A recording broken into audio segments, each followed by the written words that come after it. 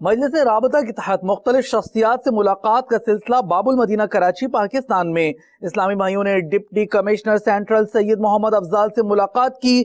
انہوں نے مدنی چینل کو اپنے تاثرات بھی دیے۔ اللہ کرم ایسا کرے تجھ پہ جہاں میں، اللہ کرم ایسا کرے تجھ پہ جہاں میں، اے دعوت اسلام تیرے دھوم مچی ہو۔ سب سے پہلے تو مدنی چینل اور دعوت اسلامی کی کوششیں اسلام کی فروغ کے لیے کسی سے ڈھکی چھپی نہیں ہے۔